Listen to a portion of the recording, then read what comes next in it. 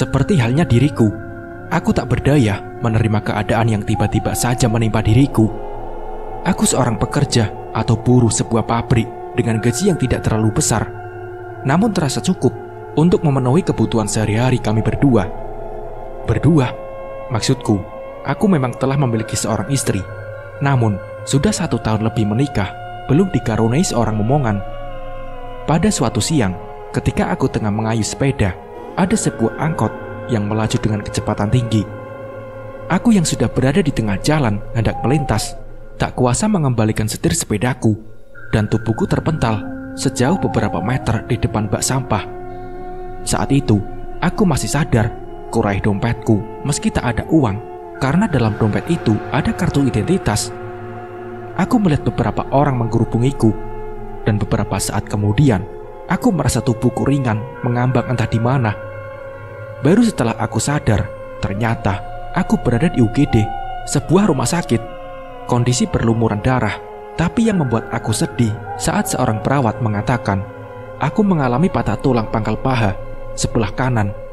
Sempat terbayang bagaimana nanti keluarga aku mencari biaya untuk perawatanku, yang pasti tidak sedikit jumlahnya. Belum lagi sampai kapan aku berada di rumah sakit ini, dan berapa lama aku akan menganggur.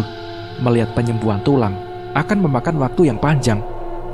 Bagaimana pula sikap istriku sudah jadi rahasia umum, kalau rumah sakit juga mendahulukan orang yang punya uang dibanding dengan orang miskin seperti aku. Coba bayangkan, dalam 15 hari, aku hanya tergeletak tanpa ada pengobatan apapun.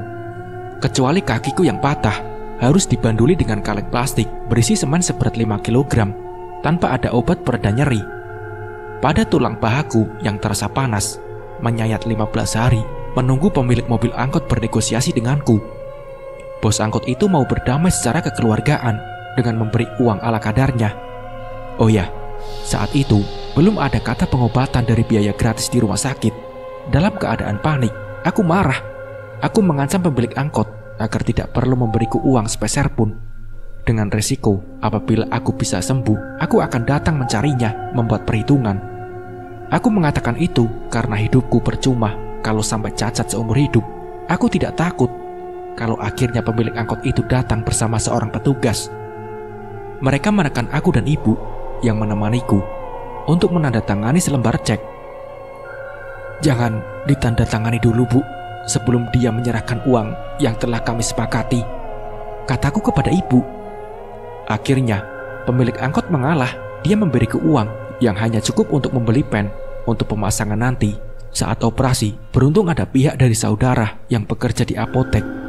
Dia bersedia menanggung semua obat dari mulai operasi sampai selesai, dengan syarat nanti aku harus membayar setelah aku mendapat uang santunan dari jasara harja. Sedangkan untuk kebutuhan sehari-hari, banyak tetangga yang membesuk dan mereka memberikan amplop berisi uang. Hingga 5 bulan lebih, aku berada di rumah sakit. Hanya sesekali aku meminum obat penangkal nyeri, karena obat itu mahal harganya. Begitupun setelah keluar dari rumah sakit, aku tak pernah rawat jalan atau periksa, bahkan tanpa obat lagi. Aku menjalani terapi sendiri, dibantu adikku untuk menggerakkan kaki agar tidak terlalu kakiku seperti kayu. Selama proses penyembuhan, aku tinggal di rumah orang tuaku. Mereka tetap merawatku seperti seorang anak kecil, memandikan dan menyalin pakaianku. Mereka lakukan terutama ibuku. Bahkan melupakan kalau aku sudah beristri. Mereka juga tak menyinggung tabiat istriku yang kini sudah berubah dan tak lagi peduli dengan keadaanku. Bahkan mereka menganggap kalau aku belum mempunyai istri. Sesekali Yulianti istriku datang menengokku, mengajak temannya. Layaknya dia menjenguk orang lain, hanya basa-basi pada ibuku. Setelah itu kembali pulang. Beberapa bulan kemudian, kesehatan kakiku berangsur mulai membaik. Aku berjalan kaki sejauh 1 kilometer untuk sampai ke jalan utama. Kemudian naik angkot menuju ke kampung istriku. Tapi sambutan dari kedua mertuaku sama dinginnya dengan istriku. Entah mereka menganggap aku ini apa. Aku menahan emosi agar tak meluap. "Mau ngapain kamu kesini, Mas? Mau ngasih uang belanja? Mana sini? Sudah lama kamu gak nafkain aku, Mas," kata Yulianti sambil mencibir. "Yul, kan kamu tahu keadaan aku sekarang. Dari mana aku bisa mendapatkan uang sedangkan aku belum bisa bekerja. Balasku menahan gejolak. Aku kesal. Oh ya, aku lupa kalau kamu sekarang cacat ya Mas. Kasian. Lalu, mau apa kamu kemari? Mau melihat keadaanku? Gak usah, aku di sini baik-baik saja Mas. Pulanglah. Sekarang kamu sama seperti seorang anak kecil yang masih harus bersembunyi di balik ketiak ibumu, ucap Yulianti. Yuli, jaga bicaramu. Aku ini suami kamu, kataku agak keras. Iya, tapi gak berguna. Sambil berkata, dia tersenyum, menggeledek, lalu menutup pintu. Aku melangkah meninggalkan rumah keluarga istriku yang sudah memandangku sebelah mata. Sampai di rumah, ibuku bertanya kabar istriku dan kedua mertuaku. Aku hanya bilang baik, menutupi sikap keluarga istriku yang tak lagi menganggapku ada. Ya syukurlah, tapi kalaupun kini tidak bersikap baik sama kamu, biarkan saja. Kamu harus bisa menerima kenyataan meskipun terasa berat. Begitu ibu menghiburku. Iya Bu, aku akan memakluminya, kataku sambil membayangkan sikap istriku yang kini hampir bertolak belakang. Sebelum kejadian itu, Yulianti adalah seorang istri yang patuh dan menghormati aku sebagai suaminya. Dia selalu berkata sopan dan penuh tata krama yang baik, tak pernah membantah sedikit pun. Apalagi sampai bicara kasar. Dia selalu memperhatikan kebutuhanku. Pagi sebelum aku berangkat kerja, dia sudah menyiapkan segelas kopi dan selapis roti yang telah diolesi selai. Aku memang tak suka sarapan nasi. Paling nanti jam istirahat siang baru aku makan nasi yang telah dibeli istriku. Begitupun bila aku pulang kerja sore hari, Yulianti menyambutku dengan penampilannya yang cantik dan segar, membuat tubuhku yang loyo seakan hilang saat melihat keindahan senyumannya. Akhirnya hari ini aku sudah bebas melangkah. Aku senang bisa bergerak bebas, meskipun dengan langkah yang tertatih-tatih. Aku mencoba menghubungi teman-teman barangkali ada yang punya lowongan kerja. Sebab aku sudah dikeluarkan dari pabrik tempatku bekerja. Namun semua teman-temanku yang aku temui hanya menggelengkan kepala. Bahkan beberapa di antara mereka kini tengah tidak bekerja. Tapi aku tak patah semangat. Aku tetap berusaha lagi dan lagi. Sampai pada suatu sore, aku bertemu dengan seorang gadis. Saat itu, aku tengah merasa lelah dan beristirahat di sebuah pohon tak jauh dari rumah keluarga istriku. Mas Januar kan? Tanya gadis menurutku masih berusia 17 tahunan. Iya, kamu siapa? Aku berbalik tanya. Namaku Aprilia, panggil saja April. Aku orang baru di sini, kata gadis yang bernama Aprilia, sembari mengulurkan tangan dan langsung aku menjabatnya April. Apa ada yang bisa aku bantu? Tanyaku sambil memandang wajah cantiknya. Sebenarnya sih nggak ada. Cuma ayahku berharap Mas mau mampir ke rumah kami, ucapnya. Sebelah mana rumah kamu? Kira-kira ayah kamu ada keperluan apa ya? Rumahku di ujung jalan itu, jawabku. Kalau keperluan aku kurang tahu juga, ucap Aprilia. Iya, kapan aku ke rumah kamu? Tanyaku. Lebih cepat, lebih baik Mas, jawabnya. Maka gadis itu mengamit lenganku. Dan entah kenapa, aku pun terasa risih saat dia menggandeng lenganku. Tepat di depan sebuah rumah yang terlihat cukup besar, langkah kami terhenti. April membuka pintu gerbang, lalu menarik lenganku. Dia sama sekali tak merasa baru mengenalku. Bahkan sambil bergelayut manja, dia membawaku ke teras rumahnya. Mas, duduk dulu ya, aku ke dalam ambil minum dan memanggil ayahku, katanya. Kemudian masuk. Tak berapa lama, dia kembali dengan 2 gelas minuman. Bertatapan baki di belakangnya, seorang laki-laki parubaya bertubuh gempal. Mengiringi gadis itu, aku berdiri untuk menyalami orang tua Aprilia. Duduklah, kata laki-laki tua tadi. April ikut duduk di sebelahku. Maaf, apa ada yang bisa saya bantu Bapak? Tanyaku. Tepatnya bukan aku yang ingin kamu bantu, tapi aku ingin menawarkan bantuan padamu, balas ayah April dengan nadanya yang berat dan dalam. Maksud Bapak? Tanyaku tak mengerti. Begini, tadi aku memperhatikan dirimu. Aku mendengar nafas berat yang membebani kehidupanmu. Ceritakan apa yang membuat kamu terlihat sangat terpuruk itu, ucap ayah Aprilia. Aku terperangah mendengar orang tua ini. Aku benar-benar merasa heran dengan laki-laki tua bertubuh gempal. Ayah Aprilia itu kenapa dia mau menawarkan bantuan, sedangkan aku tak pernah mengenal atau melihat sebelum ini. Sebenarnya aku merasa bingung juga. Sempat berpikir siapa mereka ini dan dari mana asal mereka. Berkali-kali mataku memandang ke sekeliling pekarangan halaman rumah yang memang agak unik. Layaknya rumah mewah namun bergaya klasik. Seluruh taman ornamen pun tampak unik. Kebanyakan menonjolkan kepala-kepala binatang yang sama sekali belum pernah aku lihat. Sejak saya mengalami kecelakaan, saya tidak bisa atau belum bekerja lagi. Istri saya semakin berubah perangkainya. Dia sudah tidak lagi menganggap saya sebagai suaminya, kataku, memulai bercerita yang seharusnya tak perlu aku ceritakan kepada siapapun. Namun memang aneh, isi hatiku seakan tumpah begitu saja tanpa dapat aku mencegahnya. Ayah Aprilia yang bernama Destarata itu pun manggut-manggut. Aprilia selalu memandangku dengan senyum lesung pipinya. Matanya penuh binar, seakan memberi sesuatu yang menjanjikan. Aku melihat kamu sangat prihatin. Aku bisa menolongmu keluar dari keterpurukan. Kau bisa membawa uang sebanyak yang kamu mau. Hanya saja, kamu harus mau menikah dengan anakku Aprilia, kata ayah Aprilia. Aku terkejut mendengar kata-kata orang tua itu. Bagaimana mungkin dia tahu kalau aku sedang terpuruk? Bagaimana mungkin dia menjanjikan uang sebanyak yang aku mau? Dan apa mungkin Aprilia secepat itu mencintaiku? Bukan hanya itu saja yang membuat aku bingung. Aku tak pernah melihat rumah sebesar ini sebelumnya. Padahal bukan hanya 1-2 kali aku melewati tempat ini. Dan semua pertanyaan tak mungkin aku jawab. Seandainya aku tak mau menerima tawaran orang tua tersebut. Tak usah kamu putuskan sekarang. Pertimbangkanlah lebih dulu. Jika kamu sudah merasa yakin mau menikah, ucap ayah Aprilia lagi. Aku pulang ke rumah orang tuaku. Sengaja aku tak mampir untuk menemui istriku. Aku malu kepadanya, juga pada orang tuanya.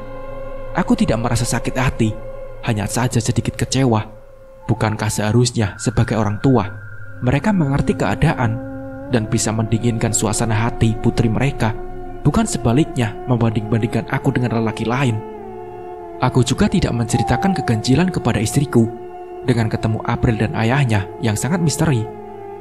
Sampai malam hari, pikirku terganggu dengan tawaran mereka yang sangat menggiurkan. Berarti aku akan hidup lebih baik dari sekarang. Namun, haruskah aku beristri lagi, yang berarti aku menduakan Yulianti? Malam semakin larut, namun aku belum juga dapat memejamkan mata. Maka aku ke dapur untuk membuat segelas kopi tanpa cemilan. Aku duduk di teras yang hanya diterangi listrik, sambil menikmati kopi dan udara malam yang mulai menusuk tulang. Tepat di bawah pohon besar yang lebat, aku melihat sesosok bayangan seorang wanita. Dari postur tubuhnya, aku mengenali kalau dia adalah Aprilia. Tapi dari mana dia tahu rumahku? Dan untuk apa dia menemui aku? Segera aku menghampirinya. Matanya yang selalu berbinar dengan senyum yang selalu mengembang, yang aku yakin jika pria normal pasti akan luluh melihat renumnya gadis itu. Aprilia mengembangkan kedua tangannya dan langsung memeluk tubuhku. Ada desir halus yang menjalar setiap sendi kehidupanku. Sebuah daerah baru yang menggebu. Mas Januari, bisiknya liur. Aprilia, balasku pelan. Aprilia memejamkan matanya. Tumit kakinya sedikit berjinjit hingga kepalanya sejajar dengan kepalaku. Bibir yang indah, mereka mencari bibirku, dan aku sedikit menundukkan kepalaku perlahan. Kusentuh bibirnya dengan bibirku. Aprilia menekan kepalaku. Angin dingin mengantar jiwaku terbang, menikmati indahnya bunyian serangga malam. Daun-daun berguguran, mengalunkan gemerisik, membuat nada irama jauh di atas sana. Mengintip kami yang telah tenggelam dalam gejolak rasa, menyelami surga yang tidak aku bayangkan selama ini. Aprilia begitu istimewa. Dalam setiap gerak dan tarian, memainkan perasaanku yang berkecamuk memburu sebuah pelampiasan. Aprilia ingin segera mengajakku ke rumah sekarang juga. Aku berpikir tak mungkin malam-malam begini ke rumahnya. Tapi ini sudah tengah malam. Bagaimana kalau besok saja aku akan menemui ayahmu? Kataku beralasan. Oke, tapi kamu antar aku pulang sekarang. Gadis cantik itu bersungut-sungut. Kalau dipikir-pikir, heran juga. Malam-malam begini, dia datang sendirian. Atau memang ini triknya agar aku mengantarnya? Aku masuk untuk menemui ibu, bermaksud untuk pamit. Tapi ibu menatapku tajam dan bertanya, "Kamu bilang kamu mau mengantar perempuan. Mana perempuannya? Dari tadi ibu cuma lihat kamu duduk sendirian kok," kata ibu seperti keheranan. "Dia ada di depan kok, Bu. Aku pamit dulu, Bu." Aku menyalami lengan ibuku, lalu kembali menemui Aprilia yang sudah menunggu dari tadi. Sebenarnya, untuk tiba di rumah Aprilia, aku harus melewati rumah keluarga Yulianti. Tapi perasaan malas untuk melihat rumah itu pun semakin menjadi. Mungkin aku tak ingin kali ke rumah itu lagi. Aku tak membenci penghuni rumah itu. Aku hanya merasa begitu kesal berada di antara mereka. Heran juga, aku melihat orang tua itu masih berada di luar rumah di tengah malam seperti ini. Ayah dan anak sama-sama membuatku merasa tengah berada di ambang realita dan halusinasi belaka. "Ayo mas, ngapain jadi bengong?" Aprilia menarik tanganku. Kemudian, ayah Aprilia langsung membawaku ke ruang tamu yang cukup luas. Aku dipersilahkan duduk, menyala seorang wanita parubaya keluar dari arah dapur, membawa 3 gelas minuman. Wanita itu dengan sopan mempersilahkan aku untuk minum. "Ini istriku, ibunya April. Dia sudah lama menginginkan seorang menantu," kata Bapak Aprilia di saat sambil mengerlingkan matanya. "Pak, tapi saya sudah mempunyai istri. Mana mungkin saya akan menikah dengan putri Bapak," jawabku. "Di luar sana, kamu punya istri itu tak masalah. Tapi nanti setelah kamu menikah dengan April, kamu akan tahu sendiri. Sangat setia kepadamu. Dia tak peduli sekalipun kamu tidak bekerja, karena uang bagi kami bukanlah segalanya," ucap Bapak Aprilia. Nah, malam ini adalah saat purnama seharusnya bersinar penuh. Namun sayang, mendung menghalangi cahayanya. Tapi meski begitu, menurut adat kami, orang tua itu menggantungkan kalimatnya. Aku benar-benar dibuat bingung, harus menikah malam ini juga. Ada apa dan siapa mereka ini sebenarnya? "Januar, ibu ingin kamu menikah dengan Aprilia malam ini juga. Karena menurut adat kami turun-temurun, menikah bulan purnama kaum kami," ucapnya. "Apa yang ibu maksud dengan kaum kami? Aku tak tahu, Bu," ucapku. "Kamu akan tahu setelah menikah dan menjadi bagian dari keluarga kami," jawabnya. Setelah itu, kedua mertuaku menyuruh kami masuk ke kamar pengantin yang memang sudah ditata dengan apik. Dan malam itu adalah bulan madu malam pertama kami. Aprilia memang sangat luar biasa. Kecantikan wajah serta pribadinya yang lembut dan manja membuat kami selalu dipenuhi dengan keindahan, berbuah kenikmatan yang tak pernah kudapatkan dari Yulianti. Gairah Aprilia yang begitu hebat dan ganas membuat aku seperti kewalahan melayaninya. 1 minggu sudah aku tinggal di istana cinta, hingga pada suatu malam setelah bercinta, aku yang amat sangat, aku terkulai dan terlelap dalam kepuasan. Ketika aku terjaga, aku tak menemukan April. Aku melangkah perlahan tanpa menimbulkan suara. Dari pintu yang hanya terbuka sedikit itu, aku melihat sesuatu yang membuat jantungku hampir berhenti berdenyut. Di dalam toilet itu, aku melihat sosok makhluk yang sangat menyeramkan. Makhluk berwujud wanita dengan tubuh kerdil dan tambun. Makhluk itu memiliki rambut yang gimbal. Dan sekilas, aku sempat melihat wajah makhluk itu memiliki bulu-bulu yang lebat dengan lutut gemeteran. Aku perlahan meninggalkan toilet dan aku ke kamar, kemudian berpura-pura tidur kembali. Apakah sosok tadi perwujudan asli? Dari tak pernah mengintip, apalagi melihatnya saat dia sedang mandi. Jadi mungkin itu memang Aprilia, wanita yang selama ini terlihat cantik, ternyata adalah makhluk yang menyeramkan. Aku mendengar langkah kaki masuk ke kamar. Aku kembali berderik, keringat dingin mulai membasahi tubuhku.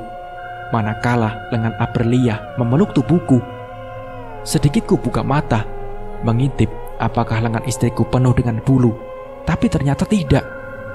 Aprilia mengguncang-guncangkan tubuhku agar aku bangun, dan aku berpura-pura seperti orang baru bangun tidur. "Ada apa?" tanyaku. Biasanya pakai tambahan sayang, tapi entah kata sayang itu hilang untuk makhluk seperti dia. "Mas, kenapa sampai berkeringat gini? Padahal di sini sejuk kan?" Aprilia balik bertanya. "Entahlah, aku ingin pulang," kataku beralasan rindu ibu atau rindu istri. Aprilia meledekku. "Entahlah, kalau istri harus pulang dengan membawa uang," kataku memancing. "Dasar manusia, yang ada dalam pikirannya hanya uang dan uang," ucap Aprilia. "Manusia? Apa maksudmu? Apakah kamu bukan manusia?" tanyaku. Maksudku, itulah sifat kita manusia, Mas." Aprilia seperti meralat ucapannya. "Kalau mau pulang, aku ikutlah, Mas. Mas boleh ambil uang sebanyak yang Mas mau," lanjut Aprilia sembari membuka sebuah kotak kayu besar, dan kini di tangannya tergenggam setumpuk uang kertas. Kemudian ia meletakkan di sisi tempat tidur aku, dan baru diambil dari bank. "Apapun yang Mas mau, ambillah." Kemudian dia mengajakku mendekati peti kayu yang ternyata berisi bukan hanya uang, namun segala jenis perhiasan emas dan lainnya pun ada. Namun anehnya, Aprilia sendiri tak pernah memakai perhiasan itu. Kemudian aku pamit. Aku ingin pulang melihat keadaan ibu. Namun Aprilia yang semalam ingin menemaniku tak jadi menyertaiku. "Kamu tak boleh lama-lama, Mas. Secepatnya kamu harus pulang," pesan Aprilia. "Terserah akulah. Dia kan ibu aku. Dia tanggung jawab aku," jawabku. "Aku tahu, Mas. Tapi kamu sudah menjadi suami aku, sudah menjadi bagian dari kami. Dan kamu mengikuti syarat-syarat kami. Aku hanya mengganggu saja, meskipun aku tak tahu dengan tatanan kehidupan mereka," jawabnya. Sampai di rumah, ibu menyautiku. Dengan heran, dia begitu mencemaskan aku selama aku pergi dan tanpa kabar. Dari bungkusan dalam jumlah yang banyak, bukan hanya uang, namun Aprilia juga menyisipkan beberapa perhiasan emas. "Januar, apa yang sebenarnya yang sudah kamu lakukan?" kata ibu seakan begitu cemas. Ibu terdiam mendengarkan ceritaku, namun aku tahu ada sebuah kekecewaan di kerut wajah ibunya. "Kamu melihat sendiri perwujudan istrimu itu?" tanya ibu kemudian. "Iya, Bu, aku melihatnya malam itu. Pantaslah kalau dia begitu padaku. Aku tak pernah mengintip atau melihatnya saat dia mandi." Rupanya aku telah melanggar ucapannya itu. Ibu manggut-manggut seakan mengerti arah pembicaraan ini. "Jadi kamu bukan menjalani ritual pesugihan, Januar. Mereka memang menolongmu karena mereka membutuhkan kamu untuk calon pengganti pewaris tata kerajaan siluman, atau entah apa namanya," ucap ibuku. "Jadi apa yang harus aku lakukan, Bu? Aku takut hidup di tengah keluarga mereka setelah melihat sendiri seperti apa mereka itu," ucapku. "Entahlah, ibu belum tahu akan seperti apa nasibmu kelak. Sekarang pergilah. Istrimu Yulianti, dia lebih membutuhkan uang itu dibandingkan ibu. Berikan secukupnya saja agar tidak menimbulkan prasangka yang bukan-bukan," suruh ibunya. "Ibu benar juga," gumamku. Kendati malas untuk menemui Yulianti, tapi aku sebagai suaminya harus bertanggung jawab memberikan nafkah kepadanya. Dengan malas, Yulianti membukakan pintu setelah berkali-kali aku mengetuknya. "Kebetulan kamu datang, Mas. Ada yang ingin aku bicarakan," ucap istriku dengan wajah masam. "Ada masalah apa?" tanyaku. "Sudah setahun lebih kamu tidak memberiku nafkah. Aku akan menikah, Mas," serunya. Aku sama sekali tidak terkejut mendengarnya. Wajar baginya. Jika dia menuntut itu, aku tidak keberatan karena aku memang mengakui kesalahanku. "Namun sebelumnya, aku ingin memberikan sedikit nafkah untukmu. Barangkali kamu masih mau menerimanya sebelum kamu berpisah denganku," balasku, seraya memberikan sebungkus kertas yang berisi uang. "Apa itu? Jangan bilang kalau itu berisi uang," Sebab dari mana kamu bisa mendapatkan uang, sedangkan kamu cacat, ucap Yulianti. Untuk beberapa saat, Yulianti memandangi bungkusan kertas di tanganku. Lalu, dia mengambilnya juga. Bukalah, Yulianti, pintaku. Yulianti segera membukanya. Matanya terbelalak demi melihat lembaran-lembaran rupiah yang masih baru. Terlihat wajah Yulianti memerah, seakan tak percaya dengan apa yang dia lihat. Dari mana, Mas, kamu mendapatkan uang sebanyak ini? Pertanyaan yang teramat menohok. Dari mana aku mendapatkan uang itu? Tidak penting. Buka sekarang, terserah kamu. Kamu mau menerima, ambillah. Kalau ingin menolak, tak apa. Masih banyak orang yang membutuhkan uang itu, jawabku. Aku bukan orang bodoh, Mas. Siapa sih yang tak doyan uang? Kamu mau masuk atau berdiri di situ saja, Mas? Pertanyaan Yulianti mulai melunak. Aku mau pergi. Jika kamu mau menikah seperti yang kamu bilang tadi, silakan, uang itu cukup untuk mengurus perceraian kita, ucapku. Maaf, Mas, tadi aku cuma bercanda. Masuklah, Mas, ucap Yulianti. Terima kasih, aku harus pergi sekarang, kataku. Kemudian meninggalkan rumah keluarga Yulianti. Mas, Mas, Yulianti berteriak memanggilku. Namun aku sudah tak peduli lagi. Seharian penuh, aku berada di rumah ibu.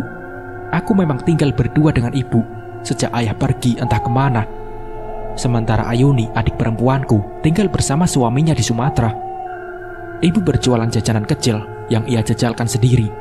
Terkadang juga, ibu menawarkan ke warung-warung. Dan beruntung jika ada yang memesan untuk kegiatan keluarga, misalnya pernikahan atau acara syukuran lainnya. Dan pada saat aku mulai bisa bekerja, barulah aku bisa meringankan beban ibu. Sebagian dari gajiku aku berikan untuknya, dan sebagian aku tabung. Dan saat aku menikah, aku masih bisa membantunya, walau hanya sedikit. Tapi setelah kecelakaan tahun lalu yang membuat kakiku patah, ibu mulai merasa bebannya semakin berat. Beliau bukan harus mencari nafkah, tapi juga harus merawatku bagi anak kecil. Dan sekarang, aku kembali membuat pikiran ibu dibebani oleh perbuatanku, yang kini telah terperangkap pada kehidupan lain yang tak pernah aku mengerti. Ibu akan berusaha keras mencari cara agar aku terbebas dari cengkraman waktu itu. Entah dengan cara apa ibu mencari cara menyelamatkanku. Untuk sementara ini, aku hanya akan menuruti arus saja, mencoba untuk tidak berteriak bodoh yang akan merugikan diriku sendiri. Aku akan mencoba untuk bertahan sampai tiba saatnya untuk lari dari kenyataan yang telah membelenggu. Kini aku sudah terbiasa melihat wujud asli istriku. Dan itu, aku seperti pada saat awal kami menikah. Itu pun membuat Aprilia bertanya setiap kali kami bercinta. Mas, akhir-akhir ini kamu berubah, Mas. Tidak lagi hangat. Kenapa, Mas? Kamu bersikap dingin kepadaku. Apa karena kamu ingin kembali pada istri kamu, Mas? Tanya Aprilia menyelidik. Entahlah, aku hanya merasakan kurang nyaman hidup terkurung seperti ini. Aku terbiasa hidup bebas, tanpa suatu keterikatan atau terkekang, balasku. Kamu ingin bebas, Mas? Baiklah, nanti aku akan bicarakan ini kepada ayahku. Apakah kamu bisa masuk keluar bebas rumah ini atau tidak? Jawab Aprilia. Dan pertanyaan ayah mertuaku sungguh di luar dugaan. Untuk bebas sepenuhnya itu tidak mungkin, karena pernikahan kalian baru beberapa bulan saja. Itu masih rawan bagi kami. Nanti setelah kalian sudah memiliki keturunan, barulah kalian bebas untuk melangkah menentukan arah rumah tangga kalian. Begitu penjelasan ayah mertuaku. Yang aku selalu menyebut kata kami. Apakah keluarga ini berbeda dengan keluarga orang kebanyakan? Aku ingin tahu. Sejenak ayah mertuaku berpikir. Tidak, keluargaku sama seperti keluarga kamu dan keluarga lainnya. Hanya saja kami punya prinsip dan aturan sendiri. Jelasnya, tanpa alasan yang pasti, aku hanya memiliki kesempatan seminggu sekali untuk bertemu ibu dan istriku. Dan kesempatan itu pun aku pergunakan dengan baik.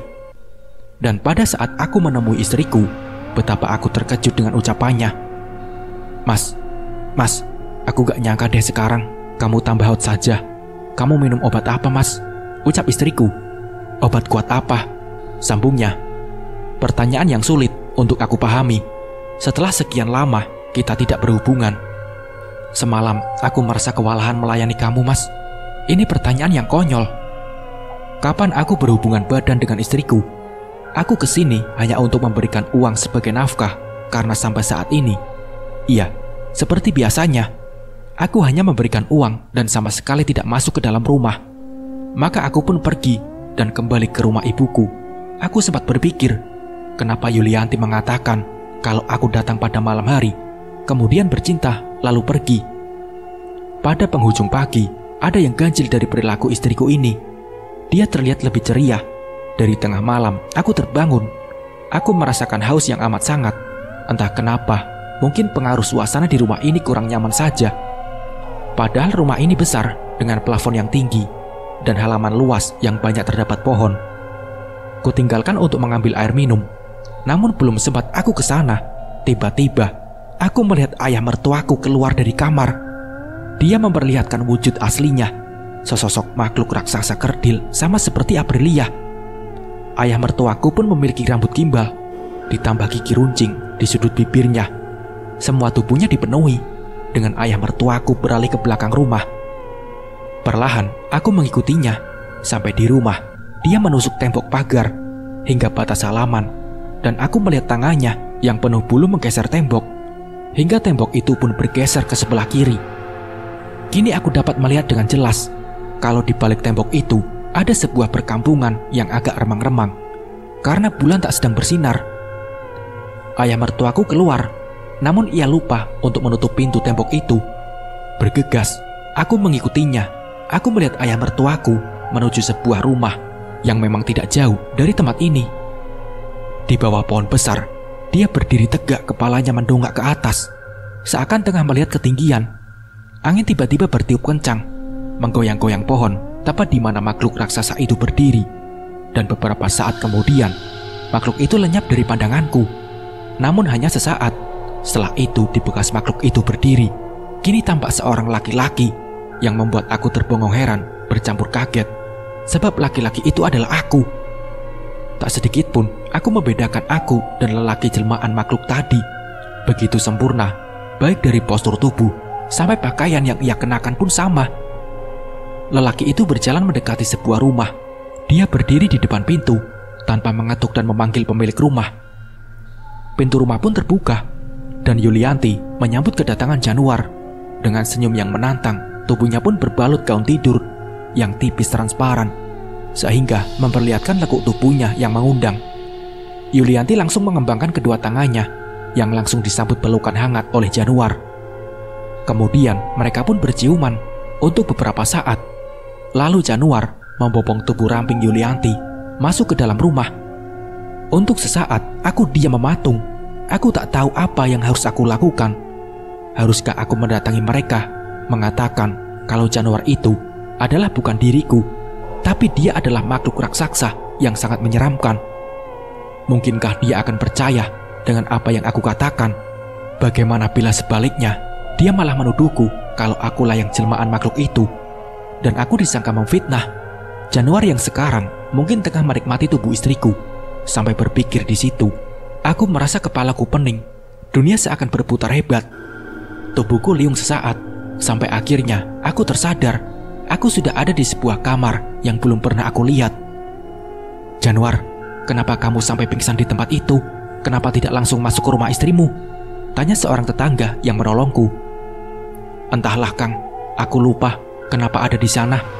Sebaiknya Akang tak bercerita kepada Yulianti istriku kalau aku pingsan di sini, kataku mewanti-wanti. Dan setelah hari hampir pagi, aku segera pulang, mewakili ayah mertuaku yang mungkin juga akan segera pulang. Tapi di saat aku masuk kembali lewat dinding, tiba-tiba Aprilia sudah ada di sana. Dia sengaja menungguku. Mas, dari mana sih? Aku cari-cari kok tidak ada, sungutnya. Aku sudah tidur, jadi aku keluar lewat dinding yang bolong itu, kataku sambil menunjuk tembok yang belum bergeser. Siapa yang membuka pintu itu? Tanya Aprilia lagi. Pintu apa maksudmu? Aku tidak lihat pintu, kataku pura-pura tidak tahu. Pasti ayah pergi dan lupa menutupnya lagi, begitu sungut Aprilia. Kemudian dia mengajakku untuk masuk kembali. Iya, akhirnya kini aku telah tahu semua perbuatan makhluk raksasa itu. Kini tinggal menunggu waktu yang tepat agar aku bisa membongkar semua kebusukan ayah mertuaku itu. Namun akhirnya aku memang harus jadi penghuni dan menjadi bagian dari keluarga ini untuk jangka waktu yang lama. Pasalnya, Aprilia istriku tengah hamil dan perutnya semakin membuncit. Menurut ibu mertuaku, tak akan lama lagi Aprilia akan melahirkan. Aneh, padahal kehamilan istriku baru beberapa bulan saja. Mustahil jika dia akan melahirkan. Bukan cuma itu saja yang membuat aku tak mengerti.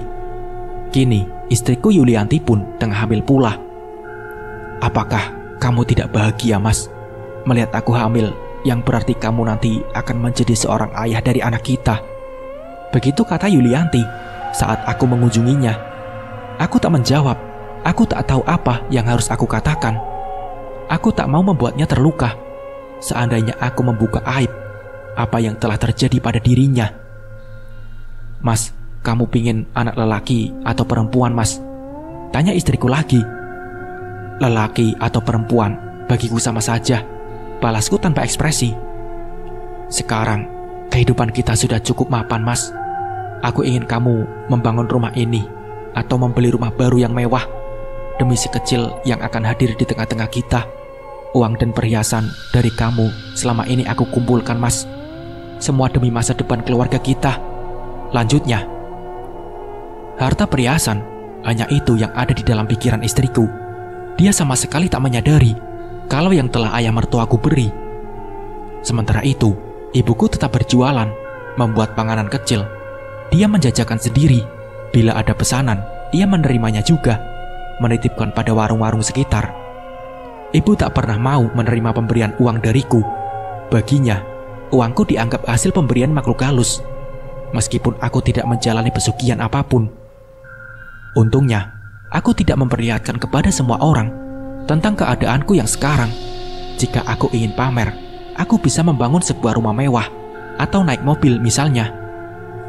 Suatu ketika, malam hampir pagi, seperti biasa, aku ingin membuang air kecil.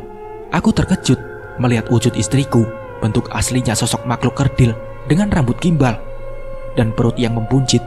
Dia sedang berada di balik pintu. Aprilia menutup wajah dengan kedua telapak tangannya yang penuh dengan bulu-bulu kaku. Rasa kasih dalam hatiku timbul begitu melihat Aprilia malu karena tak sempat mengubah wujudnya saat dia masih menjadi sosok yang mengerikan. Sosok wanita raksasa kerdil berambut gimbal dan perut buncit. Maafkan aku, Aprilia. Aku tidak bermaksud untuk melanggar janjiku. Aku terpaksa karena aku sudah tidak tahan ingin buang air kecil. Maafkan aku. Aku mendekati Aprilia.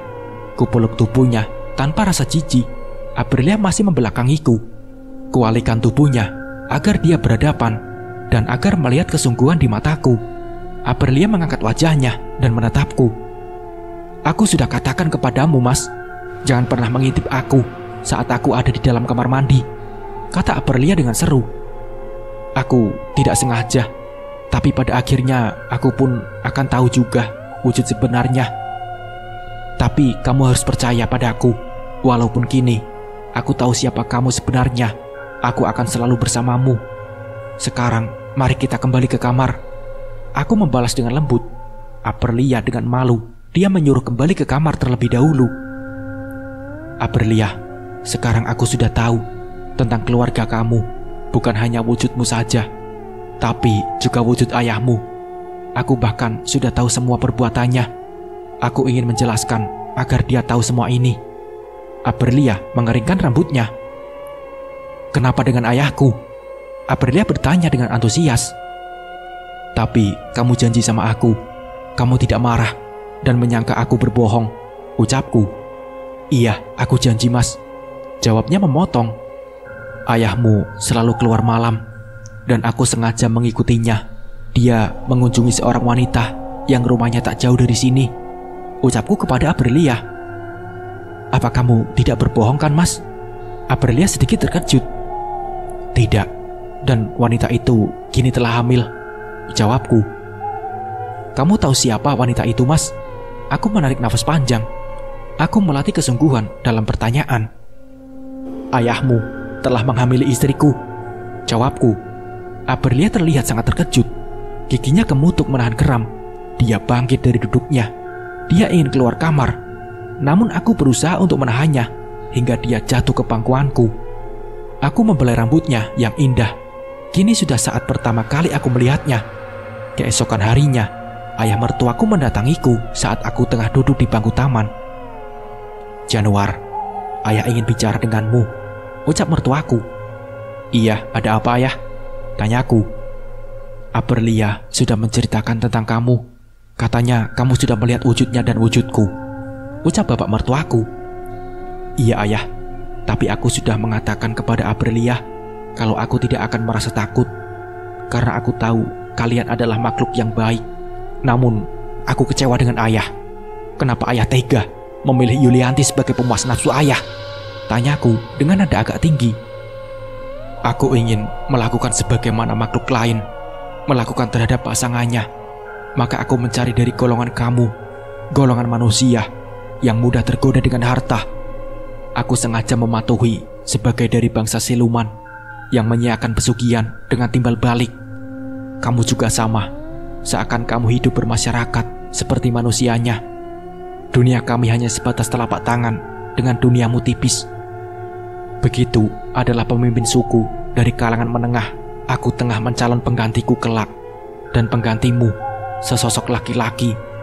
Maka suku yang aku pimpin meminta agar aku mencari di duniamu. Mereka juga iri dengan tata cara hidup bangsa kalian. Kami ingin hidup layaknya manusia, maka keluarga kami sengaja mengucilkan diri, semua demi rakyat kauripan luhur, dan aku akan bertanggung jawab padamu atas perbuatanku." Ayah mertuaku berkata lembut. Dia menundukkan kepalanya. Aku melihat ketulusan dalam ucapannya, dan takdir pun telah berbicara. Aprilia kini telah mempersiapkan kelahirannya, dibantu satu makhluk wanita tua. Kini aku berusaha tegar untuk melihat kenyataan yang sebentar lagi akan hadir di depan mataku. Malam menjelang pagi, purnama hampir tertidur di peraduannya. Namun bintang masih menaburi langit. Suara tangisan bayi mengoyak kebisuan. Kami memecah keheningan ujung pagi. Ibu mertuaku membuka pintu kamar. "Januar, anakmu telah lahir dengan selamat. Dia berwajah cantik, secantik ibunya." Namun di sudut sana, ayah mertuaku tampak kecewa. Bayi Aprilia tidak seperti yang diharapkan. Bayi itu berjenis kelamin perempuan yang cantik, dan dia berwujud seperti manusia normal seperti diriku. Ayah mertuaku termenung terdiam dalam lamunannya. Dia merasa pupus harapan untuk memiliki seorang putra penerus generasi bangsa kauripan. "Masih ada harapan untuk ayah," kataku menghiburnya. "Masih ada Yulianti. Mungkin dia akan melahirkan anak laki-laki untuk penerus generasi bangsa ayah. Tapi dia istrimu Januar. Apa kamu tega melepaskannya?" ucap ayah mertuaku. Aku hanya tersenyum getir mendengar kata-katanya. "Aku selalu percaya pada takdir. Jika memang anak Yulianti laki-laki, ayah boleh mengambilnya, karena itu memang anak ayah." Januar lalu meninggalkannya, dan aku segera melihat keadaan istri dan anakku. Aprilia masih terbaring lemah. Dia hanya memandangku dengan pandangan kosong. Aku menyentuh bayi mungil yang berwajah cantik secantik Aprilia. "Anak kita cantik Aprilia, sama seperti kamu," kataku kepada Aprilia. Tapi Aprilia menggantung ucapannya. "Kamu kenapa?" tanyaku. "Aku bukan manusia seperti kamu, Mas. Dia lebih pantas tinggal bersama kamu," Aprilia melanjutkan. Ada titik bening di sudut matanya. Kuhapus dengan jari tanganku. Dia tersenyum, kemudian meraih lenganku dan mendekatkan pada wajahnya. Air mata Aprilia kini membasahi lenganku, dan dengan lembut aku mengecup keningnya. Beberapa hari kemudian, aku mendengar dari ayah mertuaku kalau sebentar lagi Yulianti akan melahirkan. Aku diminta olehnya untuk ke rumah Yulianti. Ayah mertuaku bermaksud agar Yulianti mengetahui hal yang sebenarnya. Maka malam itu, setelah ayah mertuaku pergi terlebih dahulu, aku pun menyusulnya. Aneh memang, kenapa ayah mertuaku bisa menampakkan wujud sebagai manusia dan dapat dilihat oleh beberapa orang di sana. Aku mengetuk pintu beberapa kali. Pintu pun terbuka. Orang tua Yulianti memandangku dengan terkejut. Mulut orang tua itu mengangah tanpa mengeluarkan kata-kata. "Siapa Pak itu?" Suara ibu mertuaku yang kemudian menghampiri suaminya. "Ayah, ibu, aku Januar, menantu kalian, suami dari Yulianti. Kenapa ayah dan ibu melihatku seperti melihat hantu?" tanyaku. Kedua orang tua itu, masih ibu mertuaku, hanya menunjuk ke arah kamar. Dari kamar, keluar Desarata, ayah mertuaku yang kini tengah menjelma seperti diriku. Kemudian, dia melangkah mendekatiku, lalu membimbingku menemui Yulianti yang nampak terkejut melihat kami berdua dengan rupa yang sama. "Siapa kamu? Pergi, pergi! Jangan ganggu suamiku!" teriak Yulianti, entah pada siapa. Aku mendekati Yulianti yang sudah bersiap melahirkan. "Aku, Januari, suami kamu, sedangkan dia bukan. Nanti kamu akan tahu siapa sebenarnya orang yang selama ini kamu anggap diriku," kataku sambil duduk. Yulianti menjalani persalinan ini dengan lancar. Aku menghiburnya. Namun, Yulianti tetap tidak dapat ditenangkan. Dia terus meracau, mempertanyakan kepada kami. Sampai akhirnya, perut buncit Yulianti bergerak hebat, hingga mengguncang tubuhnya. Dari rahim Yulianti, kini muncul 2 tangan kecil, menyeruak keluar dengan susah payah. Akhirnya, bayi itu keluar dari rahim istriku, yang semakin panik melihatnya. Darah membanjiri kedua paha Yulianti. Bersamaan keluarnya bayi itu, akhirnya yang aku nantikan datang juga. Destarata tertawa terbahak-bahak. Perlahan-lahan wujudnya pun berubah, dan tentu saja perubahan wujudnya membuat semua orang yang ada di situ berhamburan keluar rumah, yang kini telah kembali ke wujud aslinya, yakni sesosok makhluk raksasa kerdil dengan rambut gimbal. Menghampiri bayi yang memang mirip dengan dirinya, bayi merah itu kini telah menjilati sisa-sisa darah kering di kedua paha Yulianti. "Anakku, kau adalah calon pemimpin yang hebat. Ayo kita pulang. Akan ayah umumkan pada rakyat Kahuripan bahwa kau telah lahir," serunya dengan gembira. Sungguh aneh, bayi yang baru keluar itu berdiri dan melompat ke gendongan Desarata. Mata bayi itu memandang Yulianti dengan tatapan sedih. Sekarang, aku dan kedua mertuaku hanya memandang sedih melihat keadaan istriku Yulianti. Setelah beberapa kali jatuh pingsan, Yulianti mengalami depresi berat. Jiwanya terguncang hebat, tak bisa menerima kenyataan kalau dia telah melahirkan sesosok makhluk raksasa kerdil. Beberapa warga berdatangan demi mendengar tangis yang buat mereka ingin tahu apa yang telah terjadi. Akhirnya, kami pun sepakat untuk membawa Yulianti ke rumah sakit untuk mendapatkan perawatan yang intensif. Setelah keadaan tenang, aku mulai membuka diri untuk menceritakan hal yang sebenarnya. Bagaimana awal aku masuk dan mengenal keluarga ayah mertuaku, Destarata, tentang aku yang menikahi putrinya, yang kini telah memiliki seorang anak perempuan. Begitulah sebenarnya yang telah terjadi kepadaku, sedangkan Yulianti adalah korban dari perbuatanku. Aku tahu Yulianti terjebak oleh permainan Destarata. Dia memikatnya dengan harta yang ia berikan, sehingga Yulianti terpikat. Namun Yulianti bukanlah sebagai pemuas nafsu, melainkan untuk benih dalam mencari calon pewaris generasi bangsanya, dan pilihan Destarata memang tepat. Aku mengakhiri ceritaku. "Jadi, apa yang akan terjadi nanti pada Yulianti?" tanya ayah mertuaku. "Dia akan baik-baik saja. Destarata akan memberi pilihan untuknya. Jika Yulianti ingin hidup mewah, dia akan memberikan apapun yang Yuli minta. Namun dengan syarat Yuli tidak lagi menikah dan hanya melayani Destarata sebagai suami bayangan." Aku menjelaskan akan keadaan nanti tentang kemungkinan yang terjadi. Ayah mertuaku hanya terdiam. Aprilia nampak murung. Ayah Destarata seolah tak lagi mau melihat bayinya. Destarata sudah menemukan apa yang menjadi harapannya. Bukan pada Aprilia, melainkan Yulianti. Ibu mertuaku hanya terdiam. Dia juga turut prihatin akan yang terjadi ini. Apakah Mas juga akan pergi dari aku? Tanyanya dengan suara lirih. Andai memang kita harus bersatu, aku akan tetap bersamamu. Atau kamu yang akan ikut bersamaku di duniaku? Balasku sambil menimang putri kecilku. Kalau mungkin, aku akan ikut bersamamu, Mas. Biarpun aku hanya sebagai istri bayanganmu. Karena memang aku belum mampu menampakkan wujudku secara nyata kepada orang lain, seperti yang ayahku lakukan. Aprilia menatapku, seakan ingin melihat reaksiku. Itu yang aku inginkan. Ayahmu seakan telah bersikap masa bodoh dengan kita. Dia sudah lihatkan impiannya. Dia peduli sekecil yang terhitung, ucapku. Dadanya Aprilia mengajakku menemui ayahnya yang kebetulan sedang berdua dengan raksasa kecilnya. Aku melihat bayi raksasa itu sudah mampu berdiri sendiri. Dia tengah menikmati minum cairan merah, entah darah atau apa, aku tak mau mengerti. Kehadiran kami, ayah. Bolehkah aku ikut bersama Januar? Tanya Aprilia duduk bersama mengelus-elus rambut putrinya dengan rasa sayang. Aku ingin hidup sebagai manusia, walau aku tahu harus keluar dari negeri kahuripan nantinya, ucap Aprilia.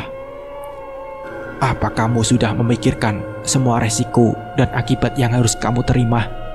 Balas ayahnya berbalik tanya. Aku sudah memikirkan itu, ayah. Aku akan menerima semua resikonya karena aku mencintai Januar. Dan Januar pun tak ingin berpisah dari putri kami, ayah, kata Aprilia. Kemudian di hadapan ayahnya, Aprilia membelai rambut putrinya. Anakku, kamu harus tahu tentang dunia manusia. Manusia itu lemah dan punya keterbatasan. Manusia selalu ditipu nafsu, iri, dan dengki. Terlalu banyak dia teramat lemah, mudah terpuruk hanya karena masalah uang, ucap Aprilia kepada anaknya. Bagaimana pula Yulianti yang menghinanya hanya karena harta semata. Selain itu, manusia juga terbatas pada usia, menjadi tua dan rentang. Masa hidup manusia juga terlalu pendek, tidak seperti bangsa kita, ucap Aprilia kepada bayinya. Jadi nanti kamu akan tetap memilih Aprilia ketimbang Yulianti, ibuku memastikan. Iya, Bu. Aprilia rela berkorban meninggalkan keluarganya, meninggalkan bangsa, dan meninggalkan sebagai seorang penguasa. Dia rela berpisah dengan semua itu hanya demi aku dan bayi kami ini. Aprilia hanya membawa sedikit hartanya untuk modal usaha kelak. Harta itu nyata, Bu, bukan harta titipan yang akan diambil oleh pemiliknya. Aku harap ibu percaya aku dan Aprilia. Seandainya Aprilia sudah menjadi keluarga di sini, siapa yang akan menjadi wali nanti saat kalian menikah secara sah menurut hukum? Ucap ibunya lagi. Semua akan berjalan sesuai dengan takdir, Bu, jawabku. Ibu hanya manggut-manggut, lalu menyuapi si kecil dengan penuh kasih, layaknya seorang nenek kepada cucunya. Aku melihat kebahagiaan yang terpancar dari wajah ibu yang termakan usia. 1 bulan kemudian, di pagi yang cerah, saat aku dan ibu tengah membawa si kecil, Zahra, nama putriku, berjalan di sekitaran kampung agar Zahra menghirup udara segar dan dapat mengenal kampung halaman manusia. Tapi bukan berarti aku melupakan siapa dirinya yang terlahir lewat perpaduan dua alam yang tengah berbeda. Tiba-tiba, seseorang menghentikan kami. Di hadapan kami telah berdiri seorang wanita yang parasnya teramat cantik. Kecantikannya belum pernah kulihat sebelumnya. Mas Januar, Ibu, aku Aprilia, ucap wanita itu memperkenalkan diri. Sungguh aku telah tahu, namun kali ini Aprilia berbeda dengan Aprilia yang aku kenal. Aprilia biasanya mengenakan gaun panjang seperti kebanyakan putri keluarga terhormat. Tapi kini sungguh menakjubkan. Dia memakai celana panjang dari bahan jin dengan atasan kaos pendek tanpa lengan. Aprilia bersimbuh di kaki ibuku, membuat ibu merasa kikuk. Kamu, siapa gadis cantik? Tanya ibu dengan suara bergetar. Aku menantu ibu, istri Januar, dan dia adalah putri kami, jawab Aprilia, lalu mencium bayi kami. Namanya Zahra, putri Zahra, kataku memotong. Zahra, mari nak, ibu ingin menggendongmu. Aprilia meminta bayi dalam gendongan ibuku. Ternyata akhir cerita ini begitu indah. Tidak seperti yang aku bayangkan. Aku sempat berpikir kalau aku akan selamanya terkekang dalam rumah keluarga Aprilia. Aku juga sempat berpikir kalau semua harta pemberian Aprilia dan akan begitu saja. Namun sekarang aku yakin kalau Aprilia telah merubah masa transisi yang tidak mudah, memperlihatkan wujudnya semula abstrak dan hanya sesaat itu. Dan kini aku lihat si mungil yang cantik dan memiliki seorang ibu yang baik, yang bisa dan menerima Aprilia sebagai manusia seutuhnya. Nah, seperti itulah ceritanya. Terima kasih yang sudah menyimak dari part 1 sampai akhir. Semoga dari cerita ini kita bisa mengambil hikmah dan pembelajarannya. Mungkin cukup sekian dari saya. Wassalamualaikum warahmatullahi wabarakatuh.